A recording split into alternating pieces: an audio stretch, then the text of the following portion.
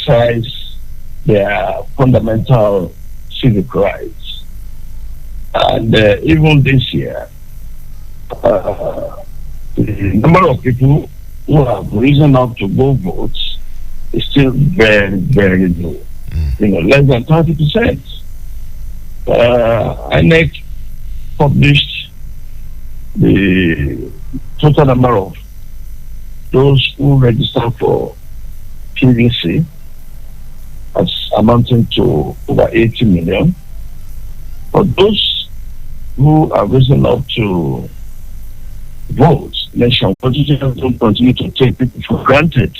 They don't continue to be self-indulgent. They don't continue to think that whatever we do, we can always get with it. No. Now look at what's happening in the polling units of a number of key politicians. Some of them standing elections and yet losing their polling units. It is no longer a hidden fact that Obasanjo has always lost his polling units, and this year again he did. So it's a serious loser at his own polling units. He also discovered that he also won the general election twice. I say he also won the general election twice as president. He won general election twice, but consistently he has always lost his polling units. That shows that not many of the people in his neighborhood actually appreciate the kind of a person that he is. Maybe it's nothing. Anyway, let's not go into the details of the person of Obasanjo. Please. To understand the election. But it typifies one of those politicians that always lose their polling units.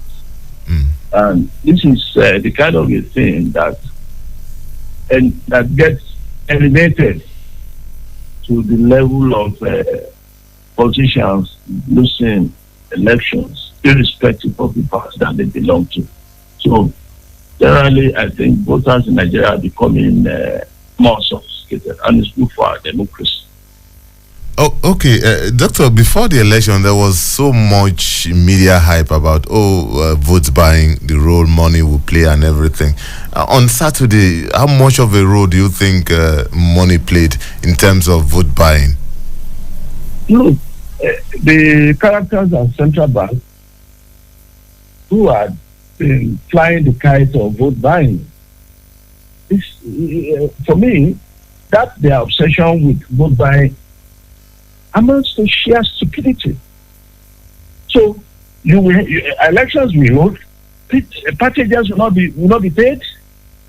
We need a lot of money for that, and let's put the concern of politicians apart. How about the rest of us who are not politicians? As I speak with you, the only cash in my house, in my entire household, is 1,000 naira. But it's not all shopping that I do. That I do with my ATM cards. Yesterday, we needed to buy a wedding, and then it became a serious problem. How we are going to source money to buy a wedding, because all the cash on me as of yesterday were in 1,000 naira notes. I understand that if I have to, it's understandable. If I have to buy fuel stations will take card. If I need to buy some other things from supermarkets, the supermarkets will readily, take my cards. But how about petty transactions such as buying a wedding, buying oranges, buying small items around? So the CBN folks are just wicked souls who just felt that the best time they could subject Nigerians to further depression and trauma is during election, and God will not forgive them on this. I am a victim. I've been a victim since it started this nasty policy of Naira in July, and I can't forgive them. I mean, I've worked for my money. I'm not a politician. I don't get cheap money from anywhere. So why should anyone lock me out and not allow me to access my money? God will not forgive them. Anyway, Doctor, let's move on. Let's look at the National Assembly, because it looks as if all attention is on the presidential election. There was also election into the National Assembly, and from feelers we've gotten across the country, there seems to be a few upset to some big wigs who've been around the National Assembly for a while have lost out. Some serving governors have also lost out from a report we've gathered. Is there any significance to this? Yeah.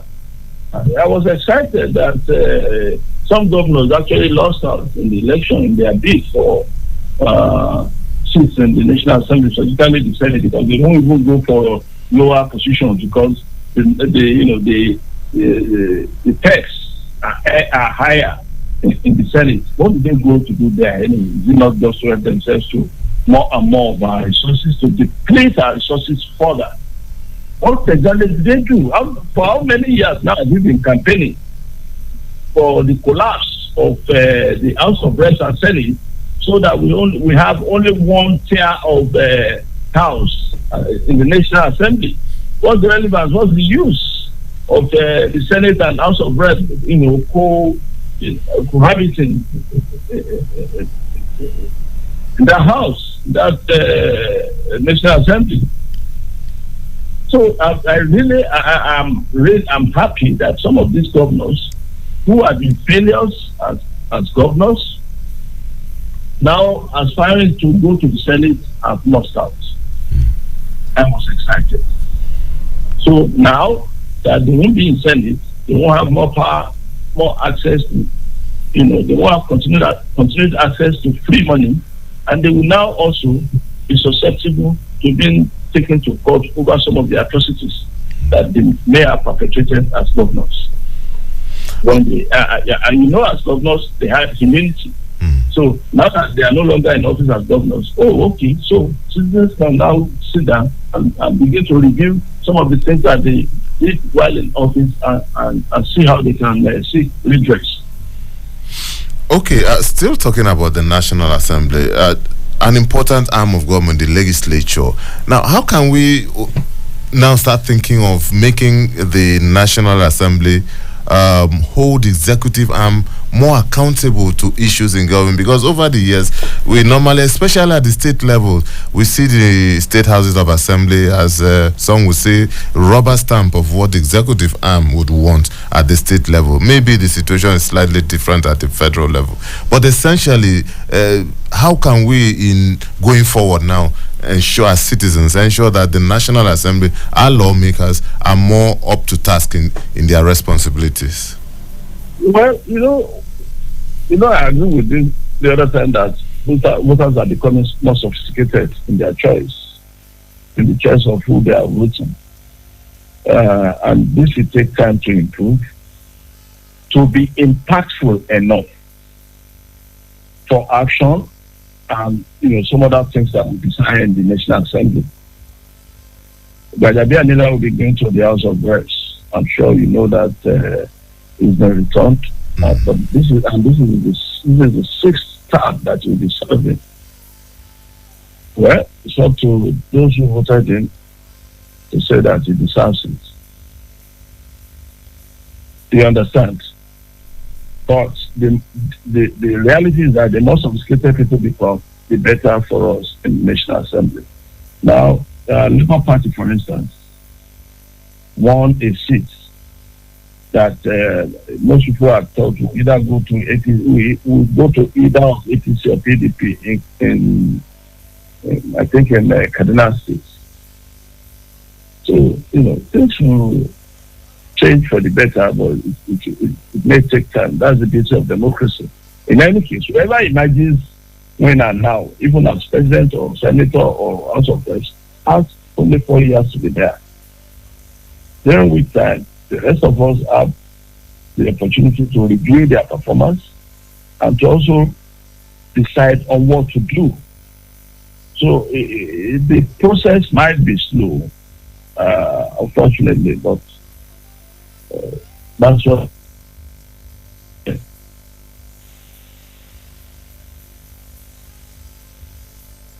Hello, doctor.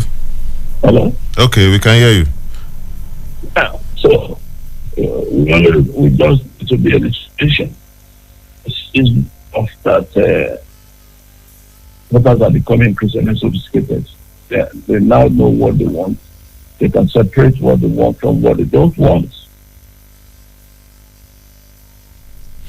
Okay, doctor, as we round off, we have barely 2 to 3 minutes to do that. As we round off, are you concerned that with the complaints trailing the delay in release of result and so many other complaints from Saturdays, that this might rub off on the credibility of the election and perhaps the legitimacy of the eventual winner?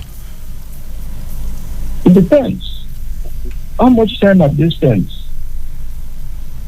But you know, we have followed the process in some other countries. In fact, so-called supposedly sophisticated countries of the world. It takes a while before results of national elections are declared. And I just mentioned to you the other time that the geography of this country is not an easy one to navigate. And you know, elections here are reckoned with as some kind of war. Once it is election time, so many facilities are shut down, including those owned by government.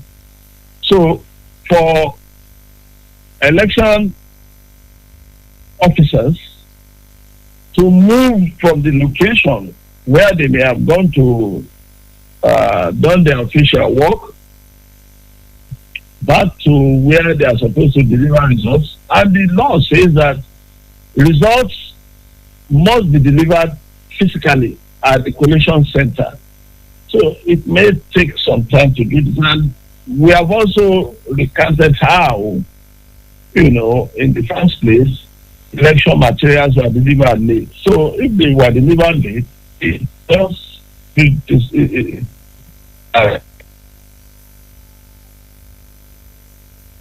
Hello. Oh, I think we lost. Hello, doctor. You still there? Oh,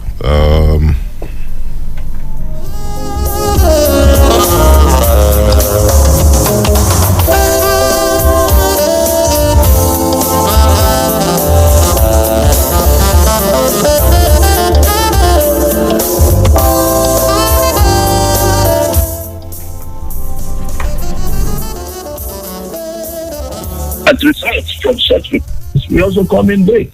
It's simple logic. okay, doctor. As we round off, you are a journalism teacher. How would you rate the role of the media, even prior to the election day? How the coverage and everything? How would you rate the media? Well, you know, the noise from the social media have been really terrible, as usual, as expected. But the legacy media, the conventional media, largely, I think, have done fairly well. Well, they are shouting sensationalized headlines in a few places, in a few newspapers, not unexpected. But I think the media, the legacy media, the newspapers, the television stations have done, I think, fairly well. All right. Thank you so much, Dr. Tunde Akoni, for your interventions on Insight. We really do appreciate it. And perhaps before the final release of official results, we may have cause to call you again. Thank you so much, sir. No problem. Thank you. Well, that's a wrap on the program. Our guest has been a multiple award-winning scholar and communication consultant, Dr. Tunde Akoni, who is also a professor of journalism and director of Digital Media Research Center, Lagos State University. He was our guest on Insights. The program returns tomorrow with another topic, which most likely will be centered around the presidential and national assembly elections. And also don't forget that at 11 o'clock, the Collation Center here in Abuja will resume, and maybe most states will bring in results. Please don't go away. On Citizen FM, we will bring you up-to-date information as it unfolds. Thank you so much for being part of the